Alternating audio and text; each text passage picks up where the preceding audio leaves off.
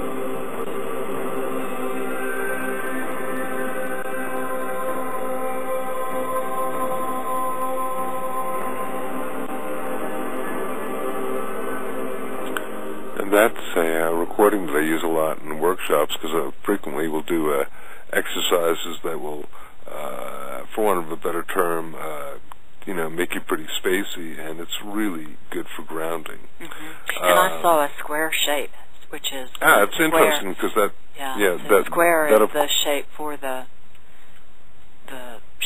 the base chakra. That's right.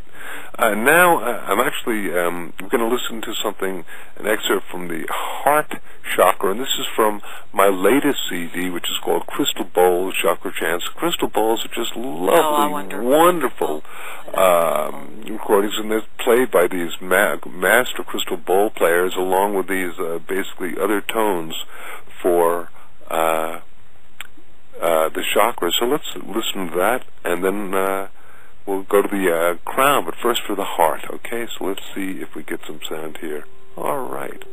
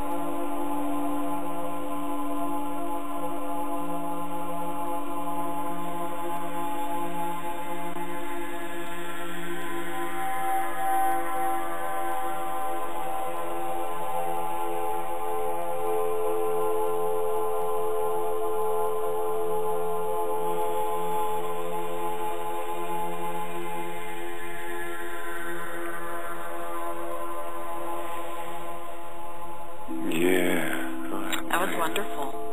Isn't that lovely? I was really pleased with the results of that. Yeah. I could feel the back side of the chakra and the back open.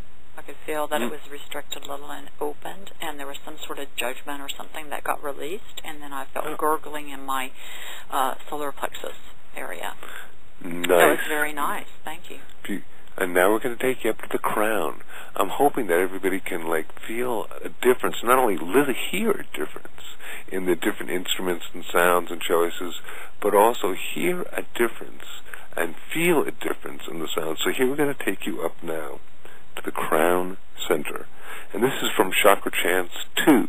The only, recording that I've done different variations of, almost everything I do is totally, the idea is new, but Chakra Chants is so successful, we did Chakra Chants 2, which featured my dear friend Sarah Benson and my wife Andy, and then Crystal Bowl Chakra Chants, which works with the crystal bowls. So this is from Chakra Chants 2, and my wife Andy is playing harp, and Sarah Benson is doing the lovely female voices. I call this angelic calling from Chakra Chants 2. And just feel the difference.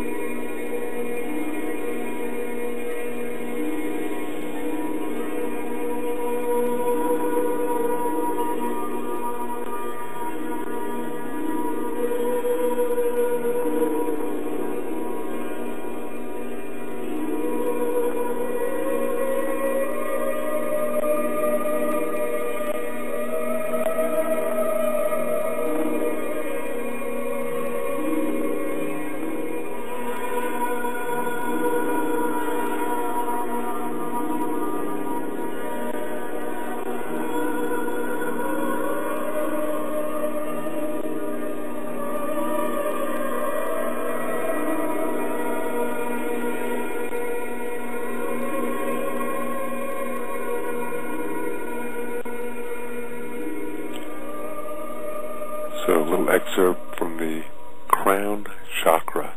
That felt different than the others, didn't it? Oh, that was glorious. I just had such a wonderful experience. I could listen to that for a while more. Yeah, I like it myself too, and we get... that was wonderful. I had so many wonderful images come through. That was in messages, so that was very special. Thank you. Oh, my great pleasure. So I just wanted to give you, on this one, just, working with the difference in the way that I perceive the sound of the root chakra versus from another album, the heart center, versus from another album, the crown center. All the different albums have a similarity, of course, and I went there. And that would be, of course, if you were trying to work with your chakras. Let me see if there's just something else, because we're talking about music and, just... While you're looking for something, could I mention something? Please. I wanted to tell listeners they can go to your website at healingsounds.com to learn about your sound healing vibratory research and see a demonstration of the effects of vocalization on the temperature of the body through heat thermography images. And I think that might be interesting for people to see these images, real visual, physical effects of creating vocal harmonics. And maybe when you have a chance, you could tell us what really is happening here and what people will be seeing when they are looking at this. Nah, they're going to have to go by themselves because I'm on to another topic now. Okay. But listen, the website again, because I interrupted you, was Healing Sounds. That sounds with an S at the end, .com. Yes. And it's got all sorts of great information. Yes, and there's also, I wanted to tell them about your Temple of Sound Healing that you have on your website. I think they'd love to go there. Yeah. I'd love for you to talk about that, how you were inspired to do that, and some of the results. And also, you have a Sound Healing Day every year, and results from last year's Sound Healing Day. Right, indeed. And gosh, so much to talk about, so little time. I wanted to play also an excerpt because I'm just finishing a brand new book called The Divine Name, which I believe is, if you like, a universal sound of God that I basically first uncovered about 15 years ago and then shared it with Greg Braden. And I have that queued up, and it's just working with vowel sounds. Can I put that on for 1 minute, and then I'm going to talk about the Temple of Sacred Sound, because they're all interrelated. Okay, so here we go with the Divine Name, and this is a name that works with the vowel sounds going from the crown center to the root center and back up. And my book basically is about how I discovered this, the validity of it, and then teaching people how to do it, because it is subtitled The Sound That Can Change the World, and I believe it can. So here we go.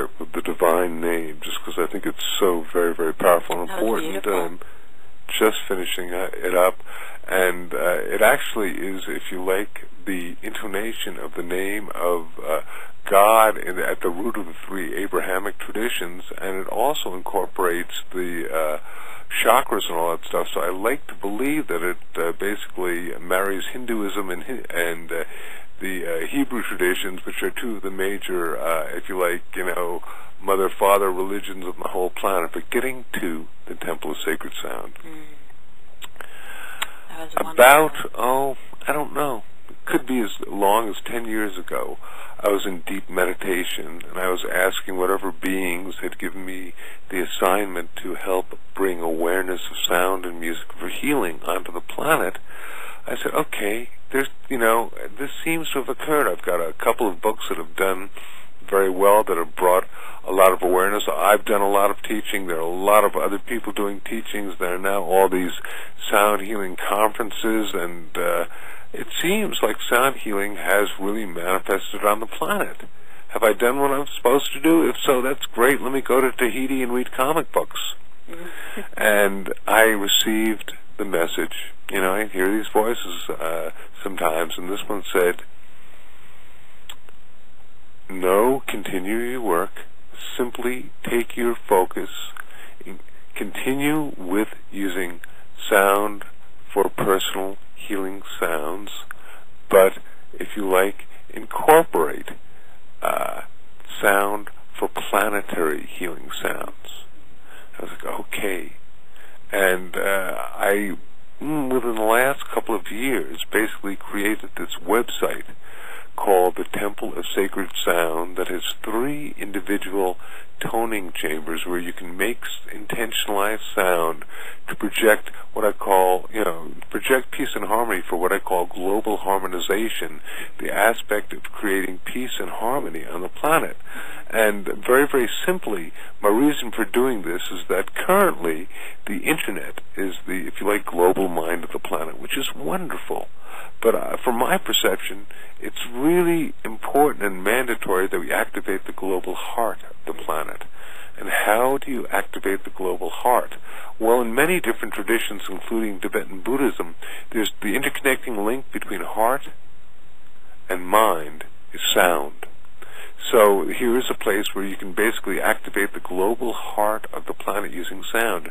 And every year we have, on February 14th, which is Valentine's Day. I have to interject and let you know. Yeah. Did you know that we were having a major 8th chakra universal heart attunement on February 14th last year? No, I didn't. It was a big, yeah.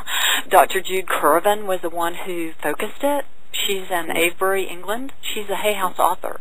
She wrote the 8th chakra, which is about the universal heart. And there was this major alignment. You remember that song the Beatles did when the moon is in the 7th house and Jupiter aligns with Mars? No, I certainly do remember that. And that happened that day.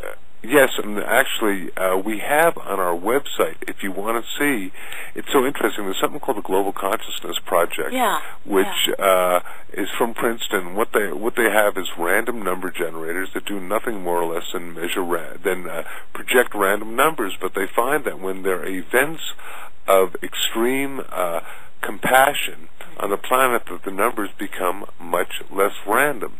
And the fellow who is the director of this, named Roger Nelson, basically was kind enough to basically give us a graph of that particular day, which includes the event that you're talking about as well as the World Sound Healing event. And I think that the 2 events actually synergized and created this really wonderful, monumental, it almost looks like a mountain going up. What should be a straight line is a mountain, indicating that our consciousness interfaces and creates some sort of, if you like, global shift in planetary harmonization. So I did actually know that was going on because of that particular galactic alignment, and I just thought how wonderful.